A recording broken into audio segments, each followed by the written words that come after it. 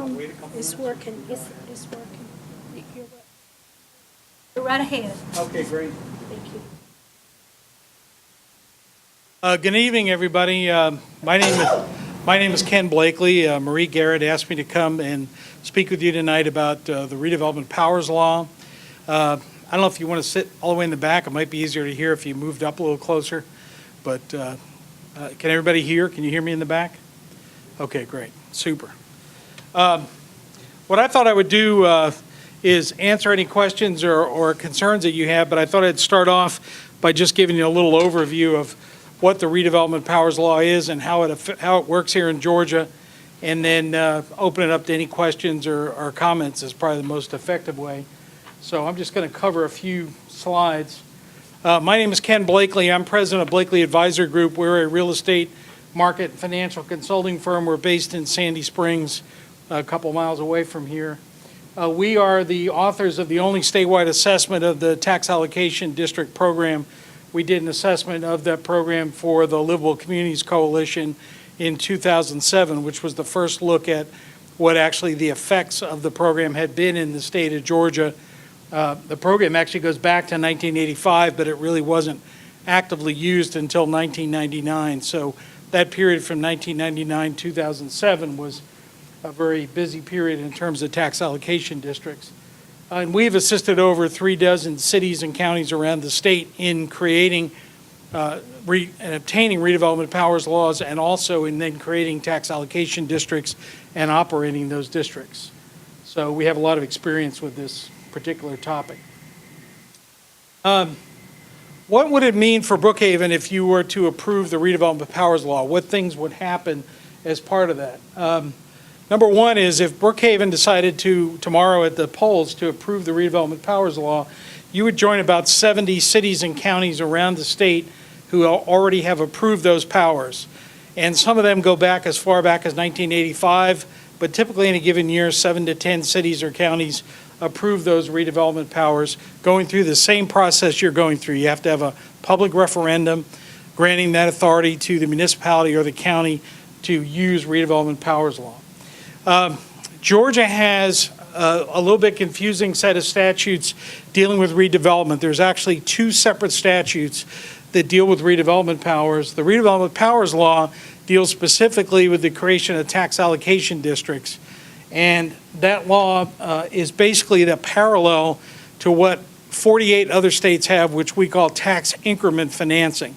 So if you've heard the buzzwords tax increment financing, in Georgia, TADs are exactly the same thing. There's really no substantive difference. For whatever reason, we are the only state decided to call them TADs instead of TIFs, but it's basically the same program. And since the mid-'80s, there have been over 6,000 TIF finance projects around the country. It is the most widely used economic development tool in the United States. It has a long track record. We are not innovators in Georgia by any means. We're kind of latecomers to the game. And so there's lots of history about how TIFs work, what they do, what they don't do well. It's not anything we're experimenting with in terms of how this works. If the city of Brookhaven were to approve the redevelopment powers law tomorrow, that law does not create any tax allocation districts, or does it commit any funding by the city. All it does is empower the city to consider forming one or more tax allocation districts in the future. Many jurisdictions have not used the power. They've passed it, but they have yet to fund a project, but they have that power in their toolkit if the right project comes along. So when you approve redevelopment powers law, there's still a lot of local approvals that occur before, one, that there's a tax allocation district formed, and two, that any project in that district receives funding. You still go through a very elaborate process that involves the approval of city council for the formation of a district, and then if developers want to use those funds, they come to the city and request those funds. They also have to be approved by council for financing. So it is not a quick process. We usually tell communities it's a 12 to 18 month process before you can even do a project. And I think it was set up in Georgia deliberately that way to be very deliberative and not be something that was kind of a snap judgment. The The purpose in using the redevelopment powers law is to try to accelerate the growth of a community's tax base. So you try to locate areas in the community that, let's say your overall tax base is growing at 3%.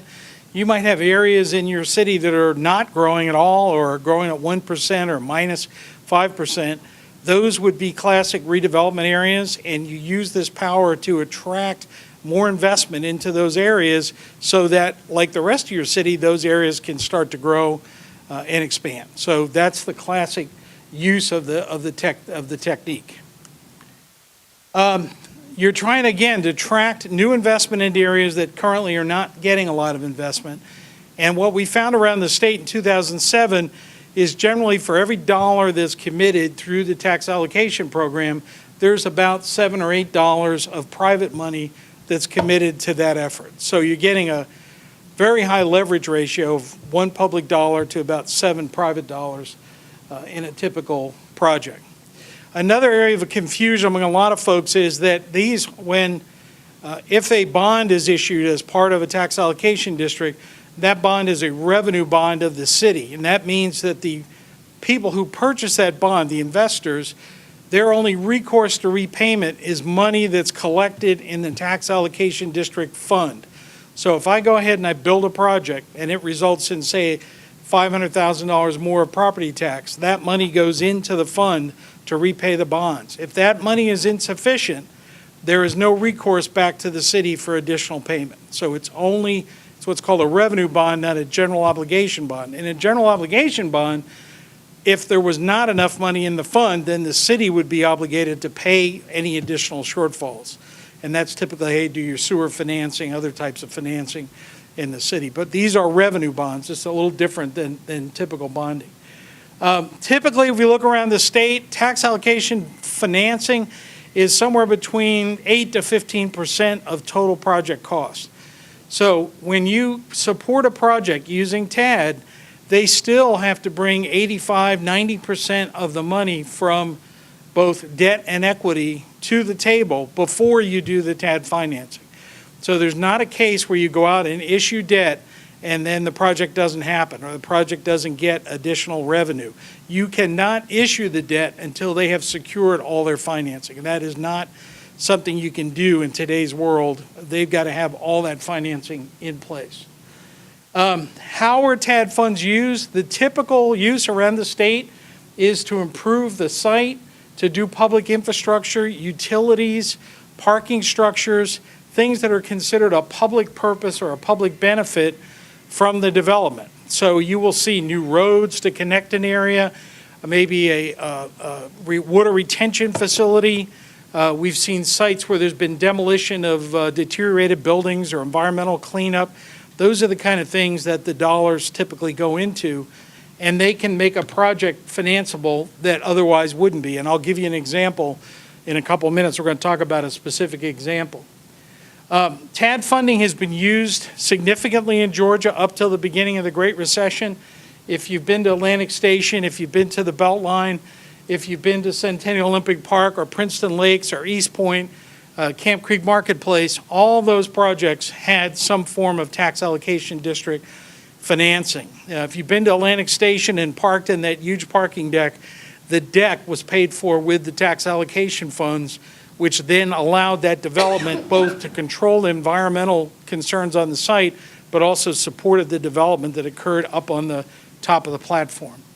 If you've been to Camp Creek Marketplace down in East Point, tax allocation district basically graded and prepared the site, removed a lot of rock, and put a main trunk sewer line through the property because up till then, that property had no access to sewer. So they basically paid for that access to sewer to the site. Those are kind of the typical things you would see in terms of tax allocation. Just an example of some of the cities around the state, it's basically everywhere in the state of Georgia, from St. Mary's on the south side to Rome on the north side. Most of the larger cities and counties in the state of Georgia have approved the use of redevelopment powers. Savannah, Augusta, Macon, just cities all over the area. Atlanta has been the largest user of tax allocation districts, got very heavily involved in 1999 through the early 2000s, and the city of Atlanta actually has 10 separate tax allocation districts. One of the things that the state law requires is that in any political jurisdiction like Brookhaven, you can't have more than 10% of your total tax digest in all TADs collectively. So if you decided, let's say you're going to have one TAD, you couldn't have more than 10% of the total city digest in that TAD. If you came back and said, no, we're going to have 7 small TADs, collectively they can't add up to more than 10%. That's one of the state controls to make sure that counties and cities don't put too much property in tax allocation districts. How do TADs basically work? It's actually a pretty simple idea with lots of complex rules that govern how it works, but basically you designate an area as a redevelopment area, you develop a plan, a business plan for that area, and then as new development occurs, at the time you create the plan, you what's called freeze the base, which is whatever property taxes are collected in that district at that time, and let's say for the sake of arguments, $1 million, that $1 million continues to go to the city, county, and school, just like it always had in the past. But any incremental increase, that's why it's called tax increment financing, any additional dollars go instead of into the general coffers of the city, county, and schools, go into a sinking fund. And that sinking fund is available to finance the improvements that would occur in that district. So you basically use that sinking fund, you pay for the improvements. Once those improvements are paid off, if you don't have any other projects, the TAD district ends. If it's a district that has multiple projects, then you can do additional projects with that. But the idea is that where you might have had 2 or 3% growth in an area, you can take a redevelopment area and rapidly accelerate the improvements in that area, which spreads the tax burden more to commercial properties and off residential. And that's why a lot of communities like it as a strategy. Couple examples. I don't have that picture, but Atlantic Station before was a old steel mill that was basically out of business or close to out of business, and today has got about $1.9 billion of new investment that's gone on that property since they created their tax allocation district in 2000, issued initial bonds, actually issued the bonds 2 weeks after 9/11, which I can't think of a worse time to try to issue municipal debt, but they did so, and that project's been tremendously successful. The Beltline has been another entity that's using tax allocation districts. They're actually using it to create parks and to create the actual beltway itself, the Beltline itself. So you've probably seen recently in the paper they've announced the next section of the Beltline is going to get paid for. The key part of that financing is the tax allocation district. That lake you see in the middle was basically a water retention feature that used to be under the Sears City Hall East building, and they could not redevelop that building until they relocated that retention facility. So tax allocation money along with the city's watershed management money went in to create the Fourth Ward Park, and both created water retention but also created a really incredible amenity around the park. If you've been down there on the weekends, it's hard to get on there and get a walk. There's so many people down there. I wanted to show you one example from East Point. If you look at this picture, in 2002, this is basically the intersection of Camp Creek Parkway, which is the east-west road, and 285 north-south, and the airport is just off to the right-hand side. So this is the area under the flight path of the airport to the west of the airport in the city of East Point. In 2002, the city had created a tax allocation district in 2001, and by 2013, you can see all the development that has occurred inside that area. It's basically got 2 major improvements. One is the Camp Creek Marketplace, which is a big retail facility, and then to the south side, those big roofs you see are Duke has a business park that they put into that area. And so over the last 12 years, basically there's been a tremendous change in this area that a lot of people said, that site in 2002, the common joke was the only people that had crossed that site in the last 300 years were the Cherokees. It had been sitting there forever because it had a big pile of rocks in the center, very difficult to develop. So the developers came to the city and said, if you can help us get the site prepped and ready, we can take care, we'll do the rest of the project. So the city used tax allocation district to basically grade that site and prepare the site and remove about 3 million cubic feet of dirt. and then put a main trunk line, a sewer line. There was no sewer at that part of the city. And that basically was what unleashed the investment in the project. Great example of how TADs work. Over 20 years, the governmental revenue to the city of East Point, which was the sponsor of the TAD, they're going to generate $21 million to the city net of the cost of the TAD district. If they had not done the project, we estimate they'd generate about $1.5 million from the land today. So huge benefit to the city from that project. The blue line would be the value of that site if it just appreciated at 3% a year like we had been doing up till the Great Recession. And over the last 12 years, you would have seen the value of that site go from about $4 million, what it was in 2002, to about $7 million today. That'd be a 1.75 increase, 175% increase. But with the TAD in place, the value of that property went from $4 million to $89 million, just because of the improvements that were done in the investment. That's a 22 times increase in terms of value. So that's the power that TAD can have in the right projects to really impact value. If you go down today and look at Camp Creek, from a site that had nothing on it, there are now 3,000 jobs, $109 million in annual payroll, $165 million in retail sales, and estimate that over $58 million in addition to the TAD money has gone to Fulton County schools, and to the city of East Point from that project. So all three of those jurisdictions have seen a tremendous economic gain from the use of TAD in this kind of a location. What are the safeguards that are in the law that will govern if you made the decision at Brookhaven to have TADs? What are some of the things in the law that protect you as citizens in the use of this technique? Well, there's really a couple things that happen. The city will retain all of the property tax revenue it currently collects in any district that it forms. So if they define an area and they're collecting $500,000 in property tax, that $500,000 continues to flow to the city. The only thing that changes is the incremental increase in value. That's the part that goes into the TAD district. Same for the schools, same for DeKalb County. As I mentioned before, redevelopment districts cannot be more than 10% of the city's total digest. So whatever, I don't know your current digest, but whatever that amount is, you can have one TAD, you can have 32 TADs, but collectively, they cannot be more than 10% of your digest. So you're limiting where you can use this technique to roughly 10% of the city and its area. Third is that just your approval of the redevelopment law only gives the city the right to form one or more districts. Each one of those has to go through a public hearing process and approval by city council to form the district, and then any funding also has to go through a public process. It does not change any of the zoning laws. It does not change any of the other rules in terms of your land use requirements. So just because a project's in a TAD doesn't mean I can change the zoning or I'm skipping doing the historic preservation aspect. All of those rules still apply. This is purely a financing technique. It's not a land use technique. The other thing is the city would not be able to issue any debt unless you had all the debt and equity from the project committed and secured. And the reason is the market will not buy those bonds if they're not convinced that that project's going to happen. There's too many other deals to finance around the country. There's too much competition for these dollars. So that's one of the key controls that if the city were to go ahead and try to finance a project, you're going to have to make sure that this is the last dollar that goes in, not the first dollar.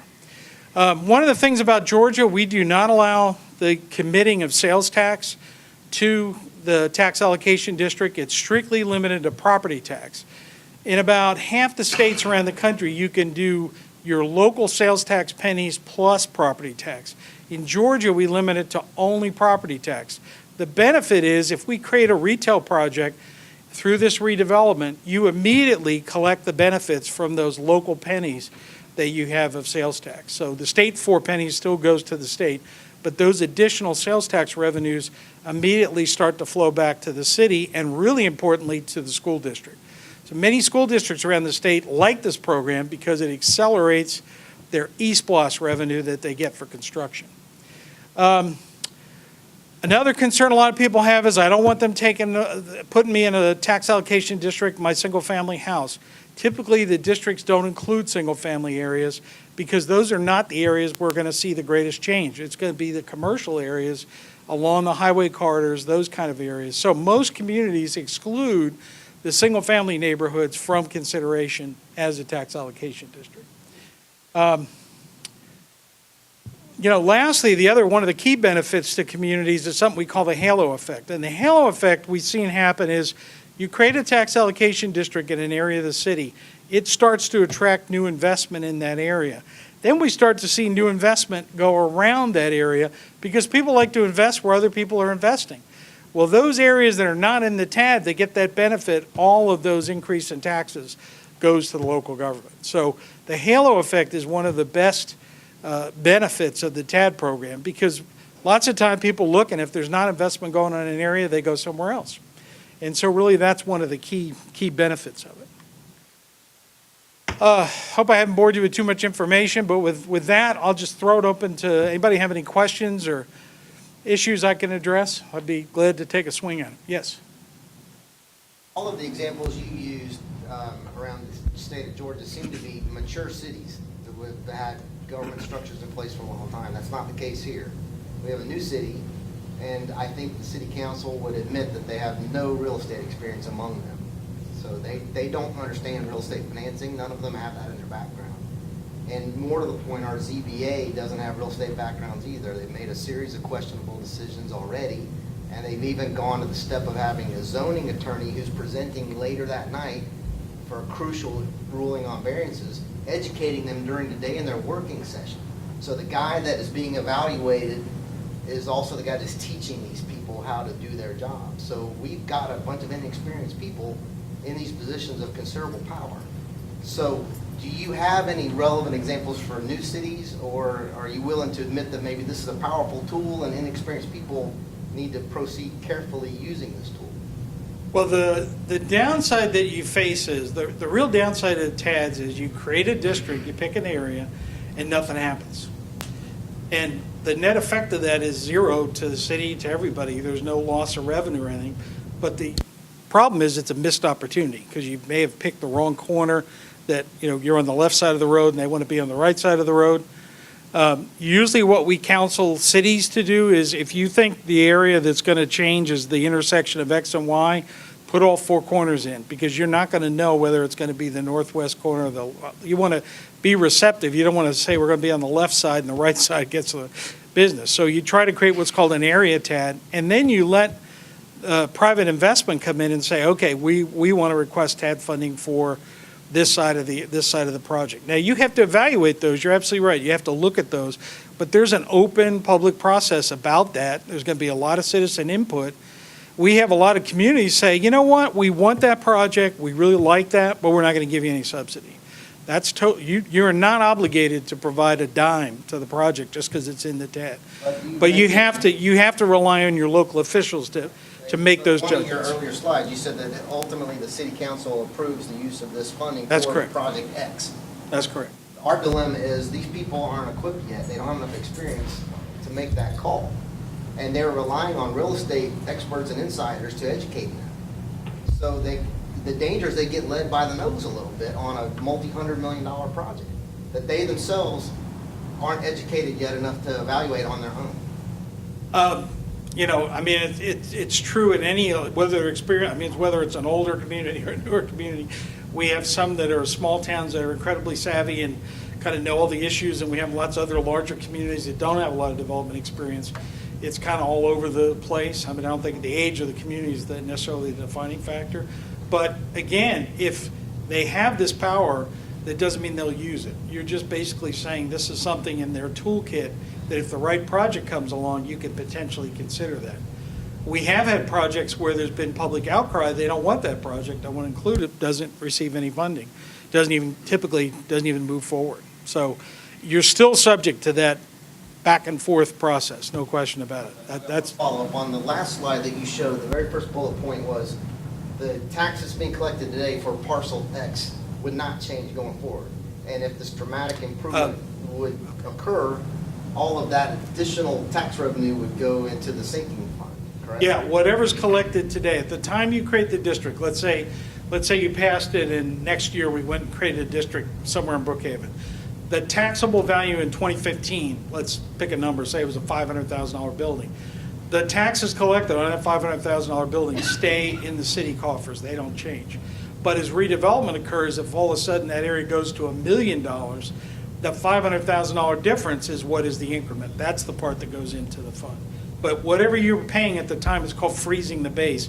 And whenever you set the plan up, and all plans in Georgia take effect on December 31 of the tax year they're approved. So let's say it'd be next December.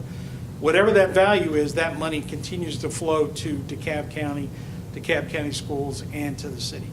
You only get that increment on top. Well, the concern that I think a lot of folks have is, if this area that would be benefiting from a TAD was so great that the private development community would be all over it, and they would fund it themselves, and they wouldn't need a helping hand from this funding mechanism. I know. So it's kind of like somebody saying, I want to gamble on college football this weekend, but I want to gamble with my neighbor's money, not my own.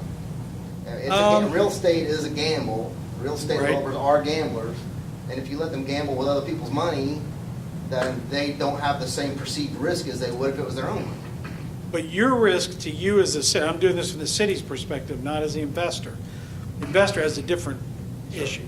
But as the investor from the city, you're saying if nothing happens, there's no change. If we get something we want that we think is beneficial to the city, we commit those dollars, and if they don't execute it and they don't put it in the fund, we're not exposed to pay those back. But if they do create what we think we're going to have, we're going to get those additional funds and more in terms of that growth. So it's a pretty, But the other there's nothing on life that's a guarantee. Same coin, though, right? Yes. You're talking about the mitigation of risk for the city. The other side of that same coin is a developer looks at partial X. I wouldn't touch that, and my financiers wouldn't touch that if it was our money. But if the city wants to great do question. something, then we'll roll the dice on that. The protection you have. Like funding a borderline project that wouldn't pass the smell test. Give you a great example. We see this in a lot of cities that are in really bad shape, and they go in and say, well, let's do TAD, and we'll get people to invest in this part of the city that we haven't had any investment in 50 years. Not going to work. Because we're talking about maximum 15% of the total cost. Usually it's around 10%. Well, they're not going to put the other 90% in to get 10 if they don't think that's a good long-term investment. So what happens is in really bombed out areas, areas that are slums and blight, if you use that definition, the TAD is not that, doesn't have that big a financial impact, so you still don't get, a lot of people say, well, we had a TAD, why didn't people come and invest? Because their other 90% was never going to get paid back. So you have to be in a circumstance where it works really well is areas that are sort of starting to decline, haven't had a lot of tax growth, but there's still a market there. There's still a reason to invest, and you're just maybe 10, 15% short of what it takes to get that project started. That's where it really has power. None of that describes Brookhaven. Well, I would argue there are probably parts of Brookhaven. I think you got areas in The MARTA Brookhaven. station right down the street. Yeah, I've been involved in eyeballing that for over 10 years. Right. Met with MARTA recently on behalf of the BPCA, they are a little bit perplexed. The city hasn't had a lot of vision about what they'd like to see there. Developers right now are responding to RFPs from MARTA, and the city's we'd like to see what the developers come up with and kind of see what their ideas are before we make a call as to what we'd like to see. And that speaks to my issue about their lack of experience. If they really were on top of it and they had their own vision, they'd say, here's what we want to see here. And we'd like MARTA to agree with it, but we want to be able to articulate that in detail. This is the kind of sidewalks we want, the lighting that we want, very detailed about what the development should look like. And they're not doing that at all. They're basically saying, we'd like to see what the private sector comes to us with, and then we'll decide what the zoning rules are going to be. The way it works on the TAD, where you get that specificity is, let's say you create the tax allocation district and you have an area that's included. Developer comes to you and says, I want to redevelop that 3-block area, do whatever the project is. There's no financing until you have a development agreement with that developer that says, in return for these dollars, these are the requirements that you're going to satisfy. And those requirements are typically, you're going to build the streetscape to this standard. We're going to have X amount of parking spaces per restaurant. We're going to have whatever those standards are. That agreement is really what governs what happens. And that would because- be great if you had a bunch of people with experience, but we don't have that here. Well, in most communities, that development agreement gets drafted between the city and the developer, and there's usually expert counsel on both sides of that negotiates that. It's usually about a 90-day process to get that done. So obviously, the city would want to have somebody on its side negotiating with the developer. But the people that they're regulating are the people they're getting advice from. That's what I mentioned to you. That's the dilemma that we're in. They're going to the insiders for advice, and it's flawed. And until they can stand up on their own 2 feet with experience, and it takes time, then we're going to be risked with, we're giving these guys a $300 million credit card, and who knows what they might do with it, because they lack experience. You're not granting them any dollar amounts or anything by Okay, well, that's an There is example, no- but I wanted to Right. make a dramatic example. Right. It's But a it's not, significant. but you have not given them that authority. Okay, well, That but- happens when the plans get. So what I would suggest is this is a useful tool, and there's certainly benefits from it, but not right now in this incubatory stage that we find ourselves in Brookhaven. We got guys that have been on the job for a year and a half, slightly less than 2 years. Well, I love this gentleman. We've got a lot of other folks raising their hand. Gentleman in the back there. Just, Yeah, go ahead.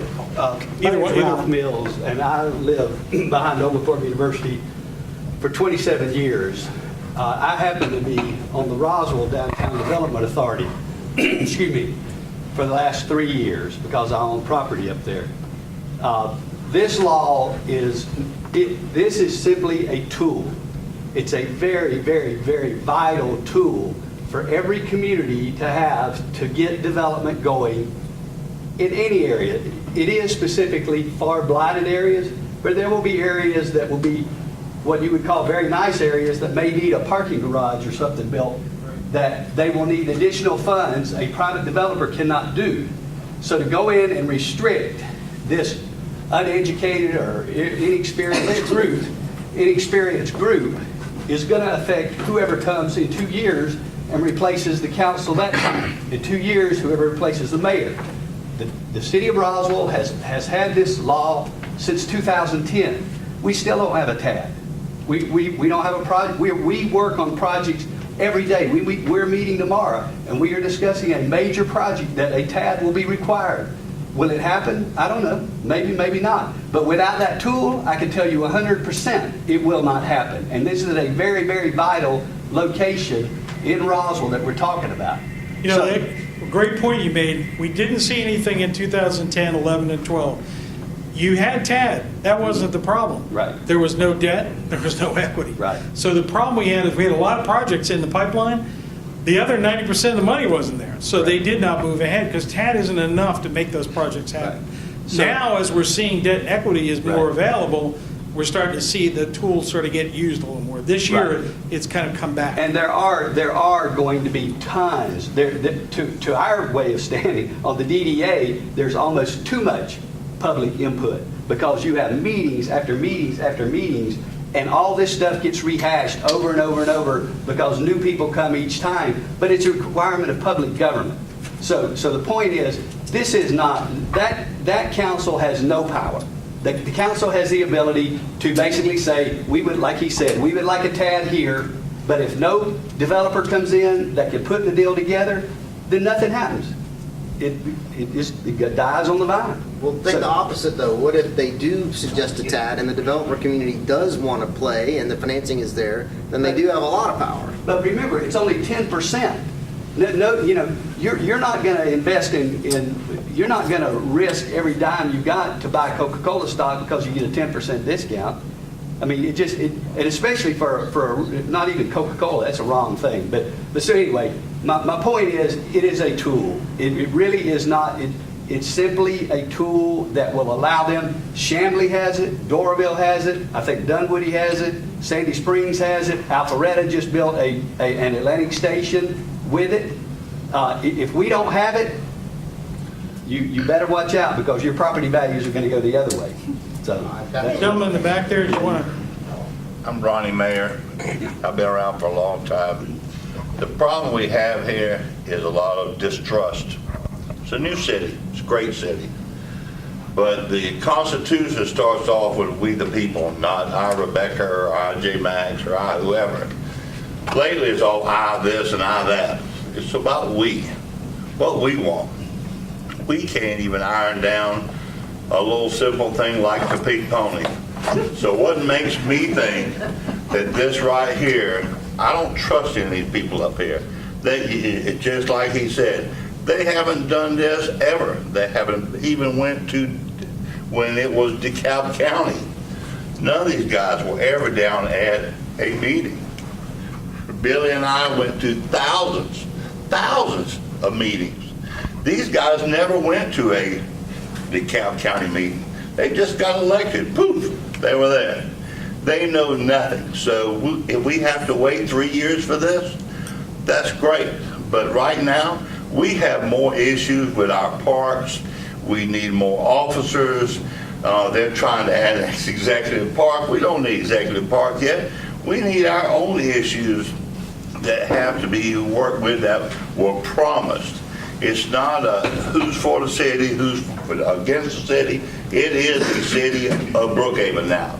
But we have a lot of unanswered promises that was there that we need to, like I said a couple weeks ago, slow down. Let's smell the roses and let's slowly do this thing right. If we have to do this again in 3 years, so let it be. But I watch your pinpoint on East Point. I know East Point. This is not East Point. This is 30319, the highest zip code. Property people are in a frenzy. We just had an apartment complex. Well, they've already sold at Buford Highway and Claremont. Okay, now you have another apartment complex that the decks are falling off. Well, the insurance company that owns all those apartment complexes are not going to go spend $3 million on this complex to make sure every one of these decks aren't going to fall off. They're just going to unload it. So here we have more property being unloaded to develop, and there's plenty of money in this town. And we're only a block out of Buckhead, and everybody years ago, they did the white flight to Johns Creek, Gwinnett County, and they're all coming back now, and they all have to have houses. And these are young couples that wife works, husband works, and they drop into here, I want an $800,000 home. Okay, we've got plenty of places for houses. We've got plenty of places for restaurants. You know, what we need to do is educate the people that are in office, and instead of when we come down to the meetings, half the commissioners, they laugh at you and they chuckle at you, but they don't know. But the guys in blue jeans, and we've been to these meetings. We've got blood, sweat, and tears into this, and I just don't trust any of them. Thank you. Yes, sir. More to the gentleman's point, you know, I agree. Brookhaven, you know, the examples you gave, Atlantic Station, East Point, I mean, Brookhaven is not Wilmington, Delaware in the 1970s. You know, there's plenty of investment happening in this area. I mean, you can just walk out the front door and look to the right and look to the left. Why do we need this? Why should we reward these people who all they've done since they've come into office have been to go after a strip club and waste our dollars? You know, most people in Brookhaven didn't even know the Pink Pony was in Brookhaven. So they want to go after that. I mean, let's be real. That's the area they want to create the tag, where the Pink Pony is. And I don't understand it. I mean, East Point, we don't need another Walmart over here. We don't need, you know, these big old shopping centers. What we need is smart development, not, you know, why should we reward these people? I agree, you know, I'm not scared of the tag, but it just seems to me, why now? You know, it doesn't make any sense. Why? If one of your what goals our is- city's needs are completely different than East Point's. Yeah, that's just an example of than how Alpharetta's. You And know? it's like giving 8-year-olds motorcycles to ride on it when they're just learning how to ride bikes. It's just way too powerful, you know, for their relative lack of experience. You know, I would have to argue of a lot of programs we have in the state. I mean, this one is pretty prescriptive and pretty procedural. And there's other programs, bond programs and other things where you don't even know what's going on. But in this case, it's all done in the public, you know about it in terms of any projects are approved. The other thing is if you're trying to create sort of walkable environments around kind of the auto-centric part of the community we've got, this is the technique most cities use to create those environments because it gives you dollars to do the kind of infrastructure, park index, other things that really make those places work. So if you go to DC, for example, they have, at all the metro stops, they've redeveloped those areas. They use tax increment financing as their key tool to do that. So again, the tool is very flexible as to how you use it. There are examples of cities building parks, redevelopment of walkable areas, Atlantic Station. I mean, it's a very flexible tool in terms of the kinds of projects you want to have. So. Question though, in your presentation, you said typically. Yes. Is there anything in the law that prevents the city of Brookhaven from including single-family housing No, specifically? any potential area in the city is eligible. It just typically those are not areas that are going to But there's nothing in the law that would prevent them from. No, unless you made that part of your local, you can make that part of your local statute, but no, there's nothing in this, there's nothing in the state What we're voting law. on tomorrow, there's nothing in there. That's correct. The redevelopment powers law doesn't speak to that. As a matter of fact, your single-family homes are under threat as the way this particular law is written. If you look on page 3, section 8, it describes blighted or distressed areas as the presence of a substantial number of structures or buildings that are 40 years old or older and have no historic significance. And you're describing therein about 85% of Brookhaven, and that includes single-family homes that abut commercial areas. All I can tell you is that from experience over 20 years in the state, that is not how the program's been used. It might not be typical, but it does not specify that it could not happen. And you've got Correct. a lot of lower revenue homes along the Murphy-Candler area in particular that are on large lots that would have great, could be considered down the road if this law, in its current form, is passed, could allow the city to decide to acquiesce to a developer and say, we're going to expand into that area and do one of two things, expand the commercial presence of the adjacent commercial areas, or allow for other multi-use types of details. Also, The only way that can happen is if there is a public hearing and approval of the plan by the city council, I agree and with then you, a and- subsequent hearing and approval But we're at a of the public hearing finance. right now, Mr. Bleakley, and let me tell you, I like TABs, I really do. They've done some great things around the metro area. I'm actually in favor of them, and I do think they are a great toolbox for a city. But the way in which this one has been managed, we are within 13 hours of the polls opening on election day. This is the first public forum on this law. Voting has been going on since October 13th. This is the first public forum on this very complex, very wide-ranging powers law. It, on one single line on page 8, in the way this particular version of this law is written, allows for the totality of this law.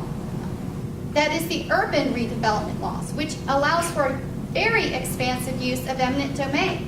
Now, I know The that we eminent don't want to domain get is into a that total tonight. canard. It has nothing to do with tax allocation district. There are two separate laws in the state of Georgia. Section 61 deals with eminent domain. That has nothing to do with Section 36, which is the redevelopment But powers this law. law, as It it's is written, not- says it provides for section 61. Does not give any powers dealing with eminent domain. It has nothing to do with eminent. Then why would they have pre-approved Brookhaven, stamp of approval right here, redevelopment of, and that would take out thriving businesses? There's 6 or 7 pages of redevelopment that's already been going on behind closed doors with the city council. That's the city council's logo right there. That this law is actually going to allow for this to happen, and there's been no public discussion on it. So it's, like I said, Mr. Bleakley, your presentation is spot on, and I know your reputation, and the tabs have been great for Metro Atlanta, but considering the complexity of this law, that we are 13 hours from voting, and we are 18 days into early voting, it just seems like there needs to be a lot more education and a lot more transparency before Brookhaven should consider passing this referendum. Thank you. Sir? Excellent, excellent. Two things that you brought up, that we can't, that none of this can happen without the city council voting on it and without the financial committee voting on it. I'm pretty sure that they work for us. Why aren't we voting on it?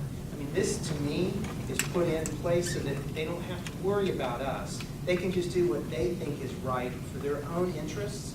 So why don't we just leave it the way it is? If you have an issue, you have an area, you bring it up, you vote on it, you give it to the public. It may be slower, but as Mr. Mayor put it, slower can be better. Well, you do, your elected representatives have to approve those areas.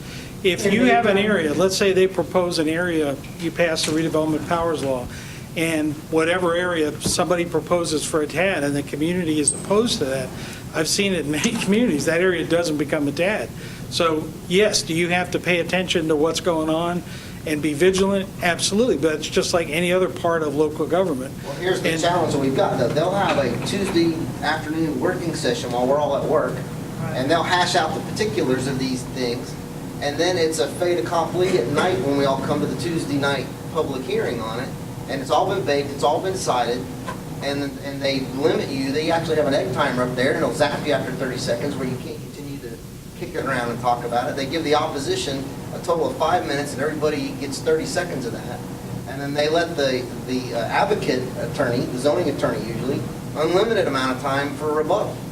It's completely one-sided, and so those public, that whole concept of the public hearing is your, hammer to beat the city council into submission. That's nonsense. That doesn't work in the real world, because they do all this stuff Tuesday afternoon in advance of the Tuesday night meeting. We've seen it for a long time, and Ronnie and I have seen it from DeKalb County, and it's just continued with the city of Brookhaven. They haven't changed or become more transparent. As inexperienced as they are, the one thing they have mastered is we're going to bake all this before everybody knows what's going on. They do know how to do that. Well, we worked on you might remember when Doraville was back 4 years ago, I guess it was. They had a plan to basically redevelop Doraville. They had a developer selected, and that project was going to get TAD money, and because of the public outcry, that project did not receive any funding from the county, and that was a direct response to the public. I think that was 2008. I'm trying to remember They also the year. turned down a chance to have a Falcon Stadium, which I think all of us would go, you're nuts. Right, You're right at the end of the MARTA line. Why in the world would you? So now that begs the question, maybe the powers that be in Doraville aren't as sharp as they should be, because why wouldn't they want a Falcon Stadium right there? Yeah, but I'm telling you, from my experience, public voice in this process is a big voice. Now, every case is different, every city's different, but, I can tell you from working around the state, there's a lot of focus on this topic, particularly when it comes time to finance the projects. And you get a very engaged group basically working through that. Now, again, I can't represent that's true in every city or in every circumstance, All right, well, but with this your- gets a lot of With attention. your experience, give us the cautionary tales. You've seen good and bad and in between. I think to be intellectually honest, you should tell us, here's where we've seen the wheels come off and maybe these things didn't work out. I would venture to say the belt line is dicey, because the bonds are being handed around, the payment of them, like a hot potato. No, actually, it's interesting. The Beltline overall financing is a major issue. The TAD is about a third of the total money. The problem with the Beltline is not the TAD portion. The problem is the federal funding. The highway funding is really hard to get. When the city applied for the streetcar funding 2 years ago, there were 1,500 applications, and we were one of 6 that got any funding. So the problem the Beltline has is they go in and say, we have the TAD committed from the schools, from the county, from the city, and that's potentially, I think it's, I could be wrong on this, but something like $1.5 billion. But when they go in to get their federal funding for the train, they're in competing with, literally 1,000 communities. So the problem is getting that other piece of the puzzle. The TAD, the school board is arguing over this payment in terms of that they had promised to them. The school board isn't saying they want to pull it out of the TAD. I mean, listen to what the school board's saying. They know this is a really good deal for them. They're in a battle over this $12 million right now, trying to Do sort you of. think it's unusual that none of the elected officials are here tonight? Hello. Oh, I didn't see you. Thank you. I know, and when we have public forums, it's very typical that they're not. Could you expand Yes, a sir. bit more on the TAD Beltline issue? Sorry, I knew you had your hand up. Yes. I don't think you've told the full story. I'd like to hear, but I don't know the full story. I'd like to hear, what was the legal authority that enabled the school system to extract contractual commitment for in lieu funding? Oh, they can do that. And then why, and could the DeKalb County school system do that to a Brookhaven TAD? Yes. And then secondly, when a TAD goes wrong, that is because when I look at the Beltline stories, it's much more than the problem is much bigger than the absence of federal transportation funding. They're saying maybe it's just PR to back the school system down, but they're indicating they can't even finish the Beltline Trail project if they have to pay the new obligation. So the question then is, if a TAD goes bad because it can't stimulate enough development, but it's stimulated enough that you have businesses in there that have a legal agreement for a break on the taxes, or it goes to the TAD, what can you do to abort? Oh, you just unwind it. You basically end it. If you have not issued debt. Explain what unwind Okay, means when you sure. have obligation. There's two steps in the TAD. When you create the TAD, there's two critical steps in the process. You form the TAD initially. Let's say you create a TAD in 2015, you go 5 years, nothing's happened. You as a city can say, we picked the wrong area, whatever, vote and close the TAD down. As long as you haven't issued any debt, you can close the TAD down. Say, we should have been on the west side of town, not the east side, whatever. If you've issued debt, you can close the TAD down as long as you obligate enough dollars to pay that debt. So in other words, let's say the district's collecting $500,000 to pay the debt off. You keep it going to pay the debt off, but you don't do any more projects. You basically close it down. So you cannot renege on any public finance obligations that you've made. In other words, if you go out and sell bonds and you tell somebody you're going to pay them for 30 years, you're committed, okay? But as long as you reserve those dollars, you can close the TAD down. And if you've had no obligations, then you can at any time can go in and the members can say, let's terminate this. It's not, we're not getting the result that we wanted to have. So you retain the city of, in this case, the city of Brookhaven would have that authority because you're the one that would create the TAD. But you can do that as long as you don't have outstanding debt. Now, the Beltline case is, what happened to Beltline was the collapse in the real estate market in 2008. They're basically now catching up to where they thought they would be in 2008, 2009 in terms of new development. There's about 7,000 units coming online in the next 12 months around the Beltline. That's going to turbocharge their revenue, but they haven't received that because we got to go through the tax cycle to get those dollars in. So they have sort of a weak year because they're living off the dollars during the recession when there wasn't a lot of development. But the Beltline will be a very healthy TAD starting in this next year, 2015, and going forward, because there's about another 10,000 units in the pipeline that I don't think they'll all happen, but a significant amount of that development will happen. So that's going to be their financial piece of the puzzle. It's going to make things work. So, yes, sir.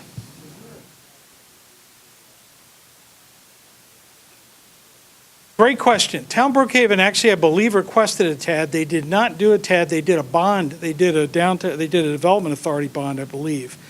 So they received a subsidy on that project from DeKalb County, which was a separate bond issue that I believe the development authority did, but it is not a TAD per se. It was not created as a TAD. The only we actually worked on the one in Druid Hills. There was this not Druid Hills in. Right as you come over 85, there was an area looking at Briarcliff in that area, potentially creating a TAD in there, and the school board wanted to sell a couple of school buildings. But to my knowledge, Town Brookhaven is not a TAD. Yes, any questions, comments? Go ahead, sir. And my name's Thomas Rowe. I was the deputy CFO at Invest.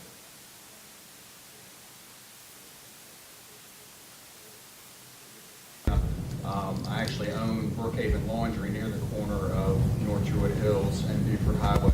And what concerns me, tax allocation district, great economic development tool.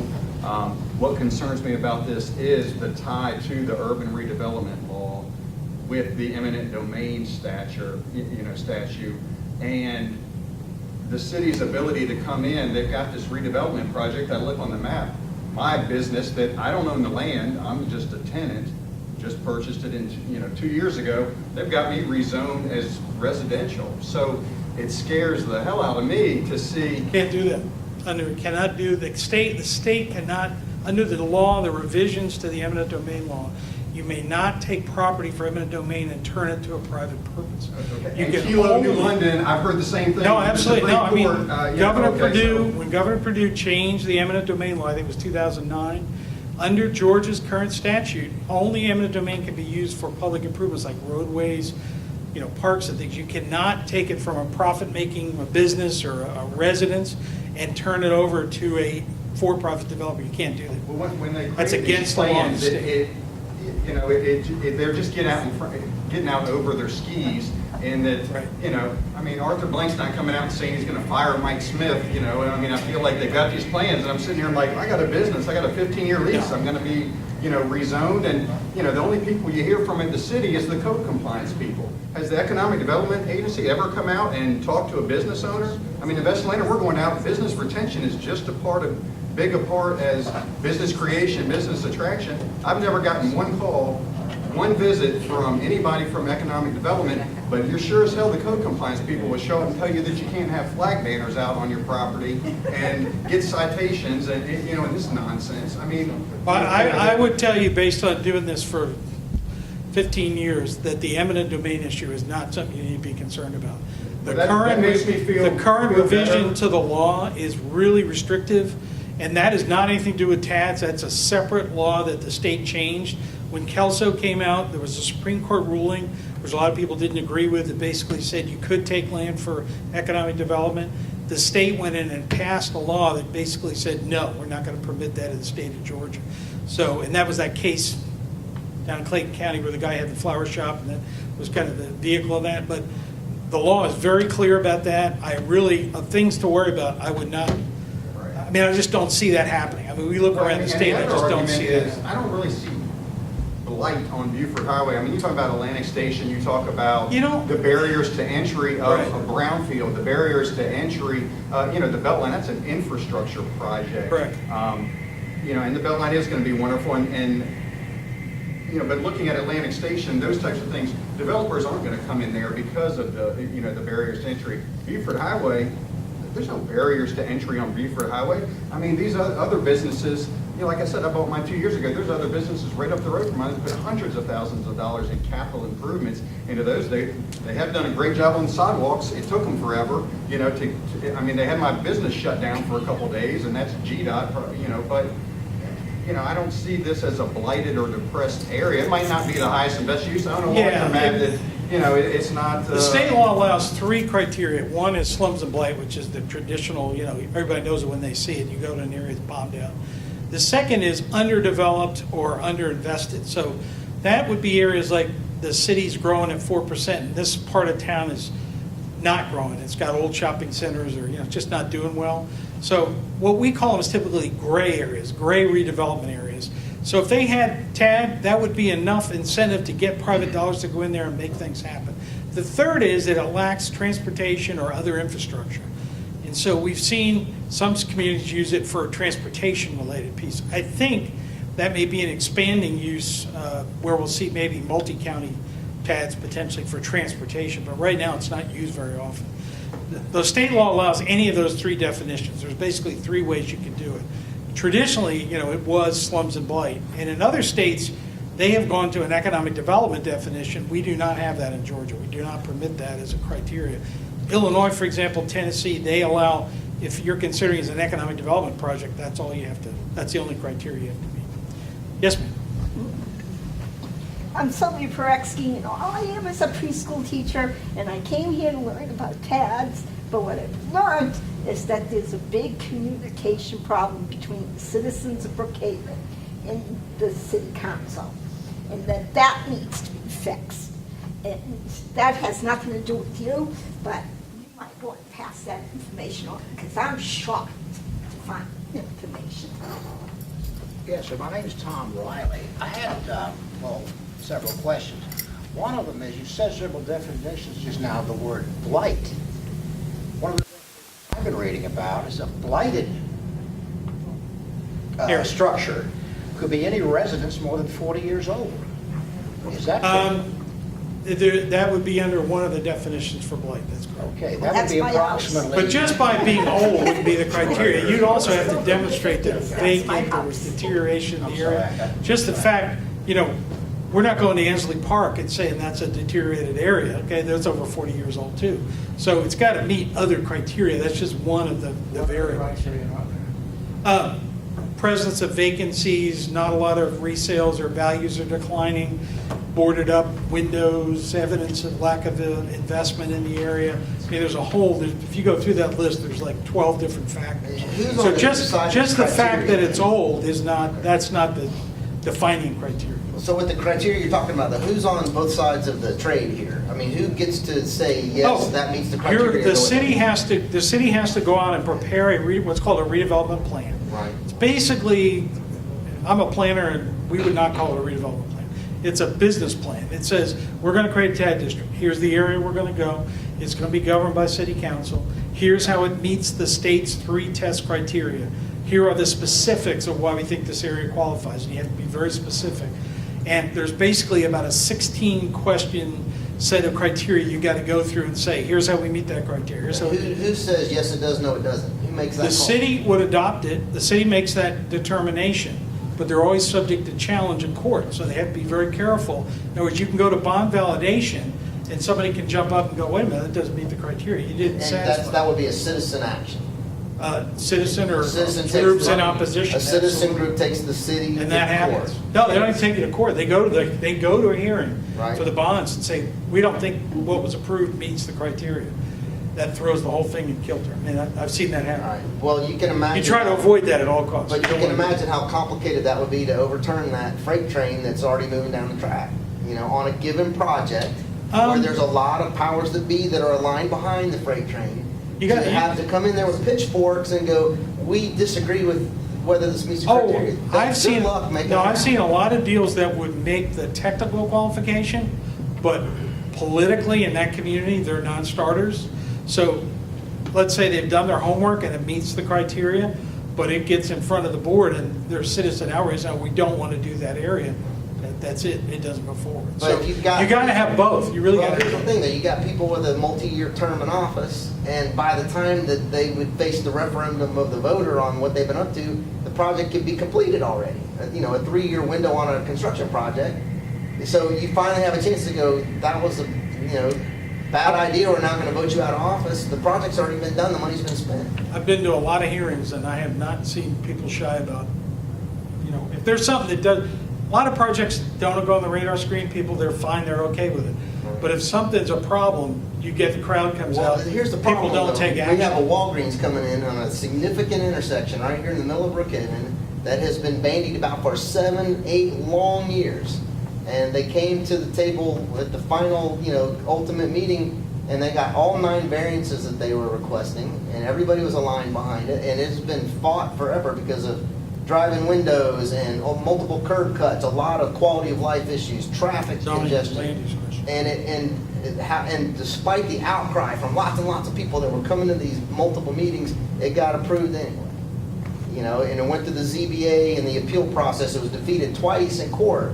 Finally got kicked back to the Brookhaven ZBA because it had already been rejected by the DeKalb ZBA. And at the end of the day, they got all 9 variances they wanted, and now there's going to be a Walgreens there. Now, it's better than it was before, so the process worked a little bit. But they got a crucial curb cut that they wanted, which is going to create a traffic nightmare and a pedestrian safety area. And But I everybody mean, know, the one well, thing that illustrates though is that really the TAD doesn't have any impact on your land use. Those land use decisions But the problem still is the same continue. people that are making these decisions are now going to be the powers that be for the TAD projects. And they have demonstrated a lack of experience and judgment on some of these decisions. It's the same people. The state law is explicit that you want to have the elected officials making these decisions so that you have accountability. So rather than have, There's never been accountability. But we have a no, I'm saying, but you have a ZBA, system we where, have a ZBA group that's beyond the reach of the voters. So goes your accountability. well, but they make the recommendation, I'm not a zoning person, but I assume they make the recommendation to council to approve, is that right? Or They get staff recommendation from the city and they follow it to the letter. And they rarely have the guts to go against that. Well, I mean, that again, when you do these projects, you have a fiscal side to it, which is the TAD, You have a land use zoning piece of it. You go through both processes to get anything done. That's true around the state, and I've seen deals get through the fiscal part and everything's rolling, and then we get into the zoning and land use thing and it craters and crashes there. So I've seen it on both sides. I've seen it go both directions. Again, I can't. But we don't have a functioning mechanism that would be that speed break. That's the problem. So when you're advising us, you need to think about that as you give us advice. That kind of speed break does not yet exist here. We have a mechanism. It's not functioning. All right.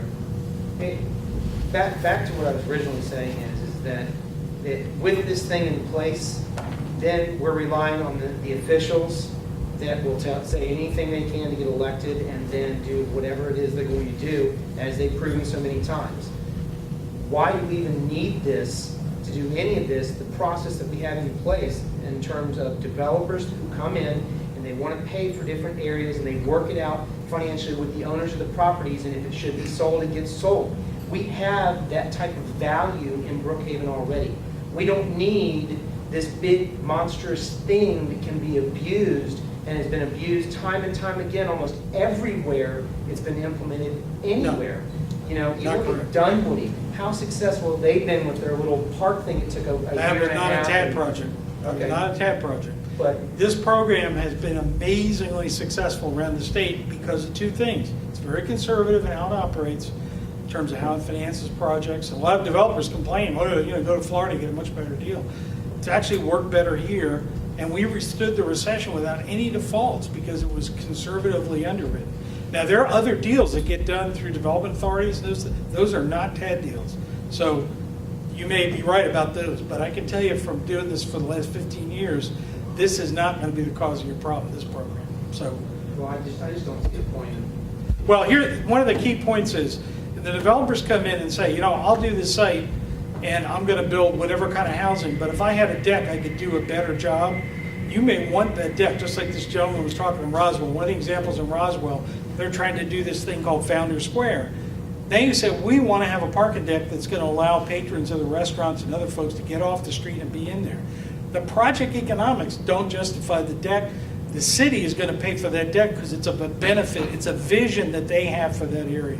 That's really where the technique's really powerful. If you don't have that tool, then basically you say, okay, everybody parks on the street or whatever the issue is. You don't have a vehicle to address that. So that's really the value add to the city of having this is I think you can get a better quality get a development. parking deck? No, I'm saying it's just a way to finance a park deck. We've seen that as one of the common ways I that get it, it's but- been used in other locations. But It makes a more walkable environment. What no one has explained is why we need it in Brookhaven. I mean, there's plenty of development happening. I grew up here. I've seen the changes. We didn't need one. Why do we need it now? And again, why should we grant it under these circumstances when they're having a hearing the night before, when, there's already a lot of distrust and, no offense, communication problems already? Why now? It just seems to me that well, Sandy Springs has it, and Doraville has it, and all these other places have it. We should have it too. It doesn't make any sense. And I thank you for coming here and explaining it, but no one has really addressed the real issues. And it would help if the mayor was here or somebody who was supporting these Development Act would get up and speak and say, hey, these are the specific areas we're looking at, but all we can do is we can talk in generalizations and this and that. I mean, and I'm assuming the city asked you to come tonight. Is that Yes. correct? So you were invited here by the city council? Yes. So that's a concern. Where's the other guy? You've sold this for over an hour. Where's the other guy? Where's the other guy the city council said to give us the other side of the story? Because we tried to ask you what's the downside, and I've yet to hear you say anything bad about it. Like there's no way it can go wrong. No, the He asked downside- you about the Beltline, and you kind of batted that around and said Beltline's great. Where's the other guy to give us the other side of the story? All I know is I was The asked to belt come. line was just set He was up gonna- incorrectly. But the problem is, the people that want this tool have invited you to come, and that's a concern right there. They asked me to come and give you Because this is your business, my right? experience in terms of how this has worked around the state. Be glad to try to answer any questions that you have. I think the biggest downside of this thing is you go ahead, you go through this, you have the vote, you set everything up, you create the district, and nothing happens. Because ultimately, if you're in a community, you're trying to create something better in a given area, and you hope this technique's going to work. But So- in this area, the private enterprise is met the challenge. They're responding. Well, Town then- Brookhaven was a 60-year-old World War II era apartment complex. That's what it used to be. Oh, yeah, absolutely, Right? absolutely. So the private market came in and go. Not really. they're They got a like- subsidy to build those decks. Well, they got a 20-year tax abatement on it. Correct. Sure. It's paid And for they those also, apartments. they promised senior housing and workforce housing, and they promptly erased all of that once they got the project underway, because they cried, oh, the market's collapsed and we can't do that. And that was allowed to go away. But there's supposed to be firemen and policemen and school teacher housing in town Brookhaven, which doesn't exist today. So that's the kind of promises that don't get kept. So, Well, you know, gotta- from your perch. Like everything in life, you got, nothing simple. You gotta monitor it, you gotta know what Well, you're doing. Our county and you gotta- commissioner that was riding herd on that, she's gonna do jail time, because, that and a lot of other projects, she was, not doing the right thing. She had situational ethics, and that's what you run into. I mean, when there's this kind of money at stake, hundreds of millions of dollars, situational ethics happen. And that's the concern that we have. So you give a powerful tool like this, and everybody starts to, have compromise. I think the point if I were you to think back, is say, where has this been a problem in our state in the last 10 years? Where can we point to that there's been an issue? There really hasn't been. So, and I mean, I'm sorry, East Point figured out how to do this. East Point, with all the struggles they have, it worked out great. So if you go around the state and look at the tax allocation program, it's worked in a lot of different places and produced a pretty good result. And the sad thing is, in a lot of places, they have it in place and they haven't attracted the investment. I think that's been the one. But that's not You the asked problem. what the drawback. Yeah. But none of those, East Point. Why would let this lady behind you? She's been patiently. But can you give an estimate of what it costs to even devise the TAD itself for a taxpayer perspective, as far as for our city to put together what needs to be done? Put together the plan, What would be actually the have a cost plan? to the taxpayers to even just develop one for a presentation or whatever? And then two, on the chart, I've seen this timeline chart before, that baseline chart and stuff, but there's always that gap in the beginning. Yeah. How long a time frame is that, and how is that funded until we do see the Great. increase to pay that? Yeah, but you have two problems. You have the construction period. So let's say the project takes 24 months to build. The only money you have is the actual taxes that are collected and paid.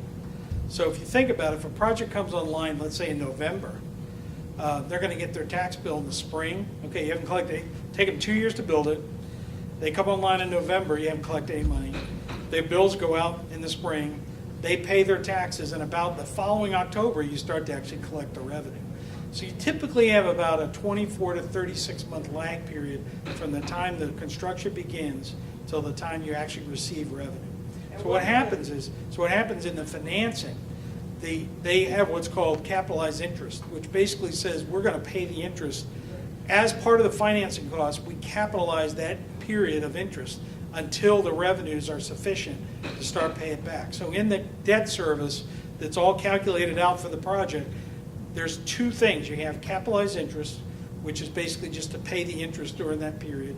And then there's a reserve fund that says, okay, if we hit a recession or something happens, there's typically another 10 to 12% that's held in reserve, so that if there's a shortfall in those early years, you make the payments. And then usually as the project's completed, then you can almost pretty exactly predict what the revenue stream is going to be. But that's all part of the technology when you do the bonds, and it's not it's all worked out. It's a formula. Everybody follows the same formula. You wouldn't do anything different in Brookhaven. What happens is the underwriters will come to you and say, here's how we structure these deals, and those deals all look the same. They're very similar around the state. There really isn't a lot of variability. So then how did the infrastructure, if what we're doing as a city in it is for infrastructure things? Yes. How do we come up with that money initially? Oh, you to get the money day infrastructure one. So the developer can do it? Oh, okay. Let's say, pick a date. Let's say the end of next year you're ready to do a project, and you have $10 million of infrastructure you want to do. At the time you go through the financing, if the district already set up, you've gone through and selected the project, you've agreed, you have a development agreement, you have a plan in terms of executing the infrastructure, you have a bid, you have all those things done. At the time they go to financial markets, let's say the TAD bond was to produce $10 million of proceeds. They would go to the market and collect the $10 million. The $10 million would go to the city to start building that infrastructure. Meanwhile, the repayment for those first 2 years comes out of capitalized interest. Then as the property taxes are collected, that takes the place of capitalized interest and makes the payment. But you get the money at the time that the bonds close. And it may be paid out over a year or 2 years. Sometimes there's a draw schedule. But potentially you get the money right at the beginning. And so if you're doing a park or something like that, you'd have the money to start construction on the park, subject to them financing off this future project. Yes, sir. Yes, sir. One last question, and maybe two questions if I could. Could you guarantee that public outrage would be a deciding factor in these issues? And could you guarantee that this eminent domain would ever not be used against whole groups of houses at once? If the purpose of eminent domain is to then turn that property over to a private interest, that is not permitted under Georgia law. You cannot do that. That has nothing to do with tax allocation. That is not permitted under Georgia law. Now, if I'm GDOT and I'm coming through and let's say you're a bunch of houses and I'm widening a road, they can take a road for transportation, but I cannot turn your private property, take it in through eminent domain and turn to another private entity and give them that property. That is illegal in the state. What if it was going to be like a convention center, like what Cobb has at the Galleria? That would be a public purpose. Right. I don't know if a convention center, I'd have to look at the law. It is a public purpose, Right. but I'm not sure that would qualify as a rationale for taking. It's usually parks, highways, utility right-of-ways, those kind of things. It's not allowed for income-producing purposes. In other words, I can't take 10 houses and build a shopping center. I would take it as the city, turn around and give it to the developer. You can't do that. But if That's it was not going to allowed. be a convention center or symphony hall or some kind of thing like that, you I could have to call look. that a nonprofit and it's not a Yeah, for-profit. I'd have to, the law is very clear about, it's very spells out what's allowed and what's not allowed. I'm just not, I don't want to give you a definitive answer because I don't know about a convention center. That is a public purpose. In other words, there's no for-profit entity involved. But let's say you were building a hotel next to the convention center. Couldn't go to the hotel operator. I'd have to look and see if but it cannot be, you cannot take private land and give it for economic development reasons to a private entity. That's not permitted under the state. And that goes back to what was called the Kelso law. It was passed by the Supreme Court, and we made that decision statewide, and I've never seen any violation of that. I mean, that is a law. That's just like, can't go there. Yes, ma'am. I was going to ask, where is that citation? Because we've been studying, it's not the redevelopment powers law that has That's the correct. domain provision, it's the urban redevelopment law. Yes. And that does seem to have pretty extensive provisions for as long as the redevelopment plan is in place and has been voted on by the city council, that any use that is consistent with the redevelopment plan, that the property can be taken and turned over to someone. There is a bit of an expanded public hearing process, and they're supposed to be given an opportunity to cure the defect. However, of course, the city can require completion bonds and substantial other financial resources. So I guess I'm not understanding where exactly that limitation is. I'd have to get to the citation. I can't tell you off the top of my head, but I know as of, that was like 2009. 2008, the referendum allowed the school boards to re-participate in TADs, and I think it was the next year they had the Kelso law passed. It's called the anti-Kelso law. And I can get you a citation on that, but it was absolutely clear. You cannot use eminent domain for private income-producing purposes. You can't take A to give it to B. And that trumps the urban redevelopment laws language? Yes, no, that, I'm sure it amended the urban development law because it was the state legislature passed it. Okay, well, yeah, if we could get that citation, that would be Yeah, it was Governor Perdue, and I don't know the site number, but I can get that for you. Well, and I don't want to take up too much of other people's time, but I think perhaps you're thinking about the HB 1306 that Sonny Perdue signed back in 2006, where it said that a development authority couldn't take property for private purposes. They said that as long as the city council approved of the development property's actions by way of a resolution, then it was okay. So, I mean, we're not disputing that obviously the redevelopment authority would not be able to do it on their own, but our concern here is if you have some activist city officials who are able to put together a really compelling presentation to the city council, that you're going to be able to get that city council's approval, even if it does entail redeveloping people's private property in a way that transfers it to a developer eventually. I've worked all over the state in the last 10 years, and since that law's passed, I have not seen any example of it. I've not seen any council willing to even dip its toe in that topic. So I could, trust me, when this issue comes up, one of the first things we hear is, hey, we're eminent domain, forget it. We would never even consider that. So again, I can just tell you from practical experience, I don't think there's been any example I can think of. And I'm not like I would know everything in the state, but I think that would be something I would have heard about. And basically, all the authorities basically say, whoa, we're just steering clear of that whole topic. But you do have eminent domain for GDOT. It's still used for other what are considered public purposes. But even that limited. And I've actually done eminent domain. I did eminent domain before the change happened. So I've actually been on the ground and used it. So, but redevelopment agencies used to have that power. And if I could just clarify, is it that you don't think it's being used that way currently, or there are legal prohibitions within My the law understanding that is you are prevent it? prohibited from using that. You are, under the TAD law, you become a local redevelopment agency. That's what governs the TAD. You're prohibited from transferring property using eminent domain to private interests for profit-making purposes. You cannot do that. I'll check that.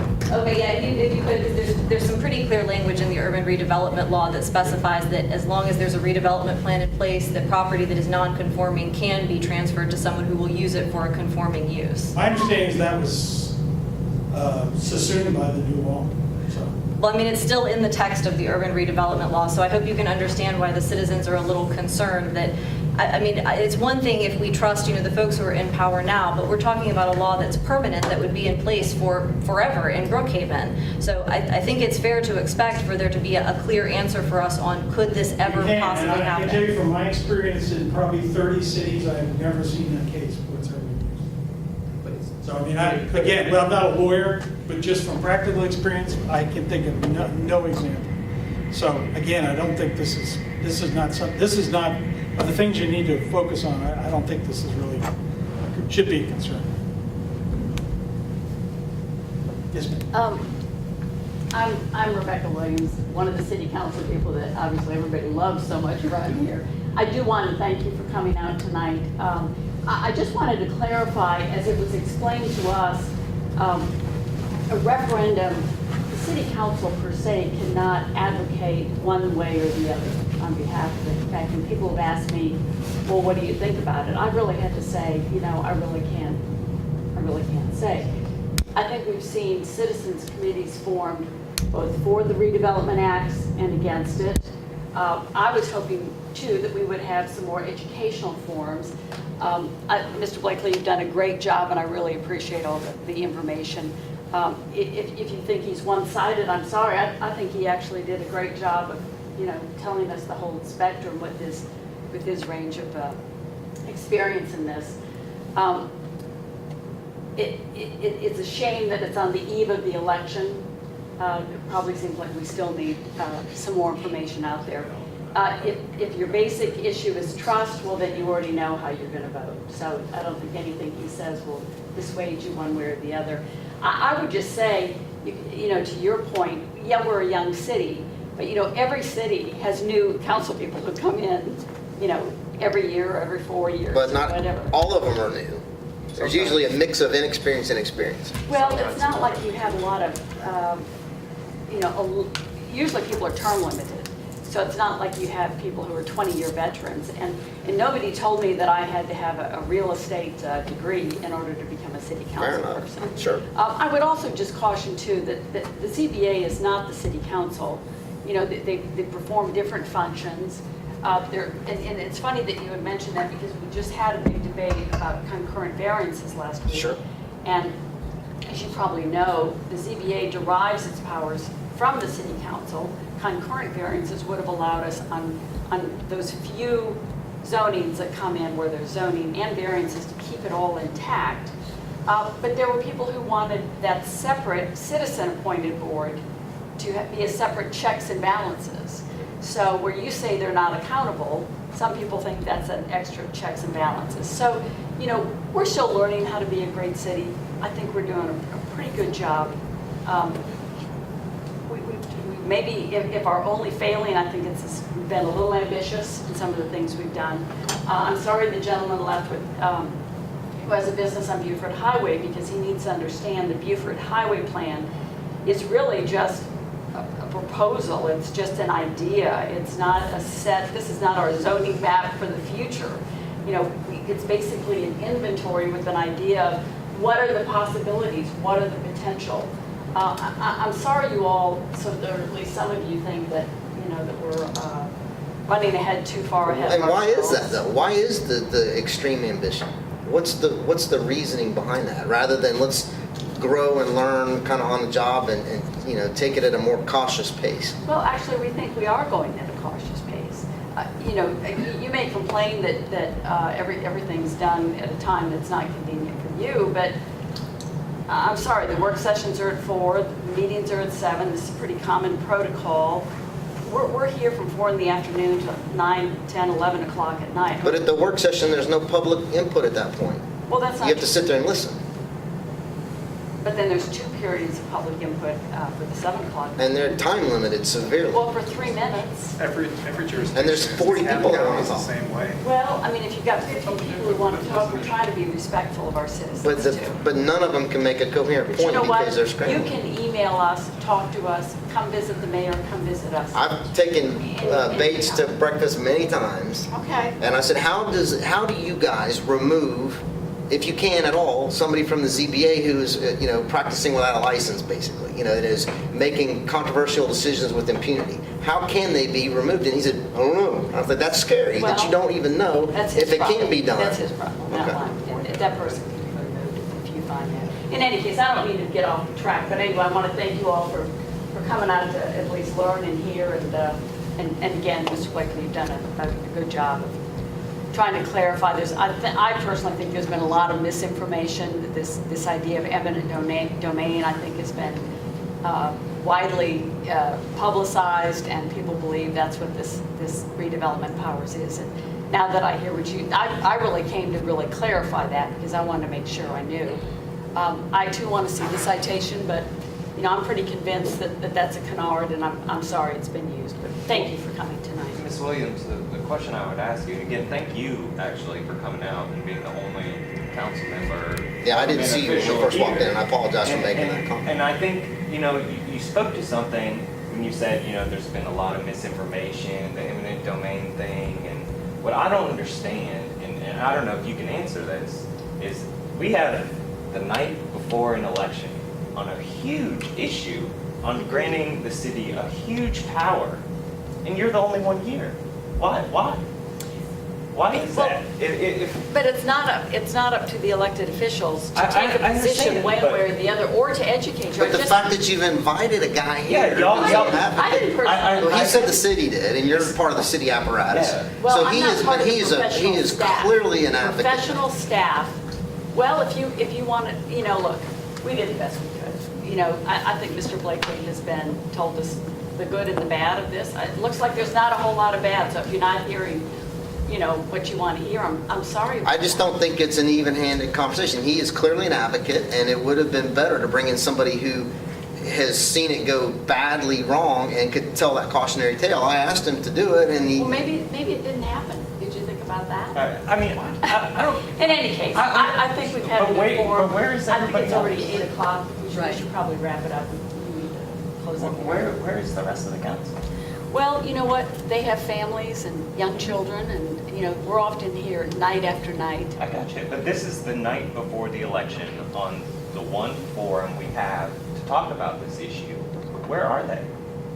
Why? I mean, you came, and they're not the I'm sure you have a decision-makers on it. family and things to do. Yeah, and he's wondering where his dinner is. All right, but here's the thing, though. Mike Jacobs was asked to put this bill forth by somebody. Presumably, the city asked for him to do it. Right. Right? This gentleman's come tonight, Okay. asked by the city to come and explain it to everybody. Okay. It's clearly something that the city wants, into not only the professional staff, but the elected officials. You're in favor of, this will be a nice tool to have in our toolbox, right? Right. but this has been managed poorly, just because it's the night before. Okay, it's been managed poorly. Let me say But that- but- Here's our city there was manager, another Nancy forum. Burke. There was another forum back in September where Sharon Gay, an attorney with McKenna Long, came, presented to the city council, had a very long discussion about what redevelopment powers law is, and then also talked about TADs. In fact, many of the TADs that Ken had in his PowerPoint were examples that she gave as being successful TADs, and specifically what those TADs included as far as their development. Following that, she provided a Q&A, which was posted on the Brookhaven City Limits site, on the website. Her presentation to the council was videotaped, so that was made available. I know that the Brookhaven Post was here that night, and they covered it as well. So this wasn't the only forum. Here's the problem, though. At the end of the day, he's been here for an hour and a half talking about this. And the only thing that we've heard is, why does Brookhaven need this now? Is, well, everybody else has it. You know, all the other cities have it. And Well, we said is, where's the blight in Brookhaven? Where is the lack of developer interest? You know, where they're not being able to come with their private financing and make things happen. Where are the examples of that? Why now? And all we've heard is, well, Dunwoody's got it, East Point's got it, Doraville has it, so we need it. That's not a good enough reason if I'm, you know, looking at it in an objective way. That's not good enough. Well, I don't think that's the full explanation to do what somebody else has done. Mike Jacobs approached the city. He says otherwise. No, well. I was here during that Brookhaven Path Forward, I mean, the thing the other night, the cab. Of the what was that? delegation? Whatever that thing, Okay, yeah. yeah. And he says otherwise. Okay, He well- said he was approached and he did it because he was asked to. Okay, well, whatever the issue is. No, that's a critical piece of data right there. Well, I'm sorry, I don't agree with that, and I don't really want to take everybody's time to go in and refute that, but that's not my understanding. But the point is, Mr. Blakely was asked to come tonight to just give information on redevelopment powers, the law itself, and then to talk about what the effect of the law is, should it be passed, on the enabling ability of a local government then to create a TAD. And what is a TAD? That was the purpose of his coming tonight, and to answer any questions that the public may have. And that was it, nothing more than that, and just all of that. And I think he did do a good job There is one more in question discussing back that. Yeah, I've got to harp on this eminent domain thing, because I know I wasn't here earlier, I was out talking to folks about this referendum, but we've been studying this, and eminent domain is in the urban redevelopment law. It's specifically, it's section 36, 61, 9. And 61, Councilmember correct. Williams, I mean, this is the core part, this is eminent domain. You know, You said Catherine- you think it's misinformation. Yeah, well, you've been putting out a lot of misinformation. That is not true. Scaring the pants off of people like This is Mr. law Riley is thinks this scaring house the is gonna be pants off. eminent The domain. law that is not the law that governs tax allocation. Okay, well, That's but you're saying that this doesn't 36, apply 44 somehow. is the law that governs tax allocation. Right, and you realize that two provisions of that law reference everything in the urban redevelopment law and give the city council all powers under the urban So does the redevelopment law. Constitution. No, the Constitution is I mean, the completely law, it's part of unlike the the annotated laws of the state of Georgia, so the fact that it references many other acts. Right, it references in the Trust me, context. eminent domain is not a key part of any TAD that I've ever been associated with. Mr. Bleakley, I I'm understand talking that, 30. and I understand that it might not have been a part for you, but what you are telling us is that it is not possible. And I'm telling you that according to the text of the law, that is the law in Georgia under the urban redevelopment You're law. worrying about it's something the- that is a non-issue, trust me. I understand you believe it to be a non-issue. This is a citizens It's not forum. me. Find an example in a TAD where eminent domain. That's not the question. The There question is are what the none law in the says. state. None. It's You know, we have a council member who believes this is misinformation. She deserves to understand what is the law and what is the truth Because you about are not my it. only Second, I completely understand that. I know. That is under the urban redevelopment, not under the redevelopment powers. Right, but are you saying that the urban redevelopment law is not referenced and specifically Doesn't pertain incorporated? to- Just because it's referenced Eminent doesn't mean domain that is makes it all I will happily pull up the site for y'all Right, on this. 3661. Yes, section 5A9 Thank you, Mr. of the Blakely. redevelopment powers law incorporates the entire urban redevelopment law. What else does it incorporate? The urban redevelopment law. It is one section That of the already law. exists. What point is that? What's your question? Because if we vote into power the redevelopment powers law, we are voting in every provision of it, including this part that references the urban redevelopment law. Unless you have an urban redevelopment plan. Right, but what they would be able to do is create an urban redevelopment plan under this law, right? That they would be able to eminent domain people's property and transfer. And I'm not disputing that. I'm not disputing it to you. This will be the exception. This will be. I'm not interested in finding an example. You're focusing on an issue. There are many other things to focus on. This is not the thing that's going to be a problem. I understand that that's It's your not an belief. issue. But I understand that you're being paid to be here to give us information I'm as not being paid. citizens. I'm here as Okay, a well, we appreciate you volunteering to give us information as And I'm citizens. telling you, Mike, from doing this for 15 years, that is not an issue you're going to have to worry about. Just doesn't happen. Atlantic Station didn't use eminent domain. If there was ever a case where you... abandoned steel mill. No, it wasn't. That was It a actually was an Superfund site. operating steel mill right up to the end. But it was Actually, it's also still- an EPA Superfund It is site, and they had actually to still- bury yeah, but the dirt for 100 surrounding years properties, under concrete to. all the surrounding properties would have been an easy target for eminent domain. It was not used. Okay? It just doesn't happen. It's fact. And that's fine if it doesn't happen, but what, are you telling us that it couldn't happen? Could a meteor hit this building? I probably could. But is it anything you need to worry about? Probably not. Yeah, but we had a bunch of people that campaigned on parks and police, and the first thing they did day one was they went after a strip club, and they didn't campaign on that at all. So they do things that are not predictable. I know, but this is, just haven't seen it to be an issue. That's my best advice I can give you.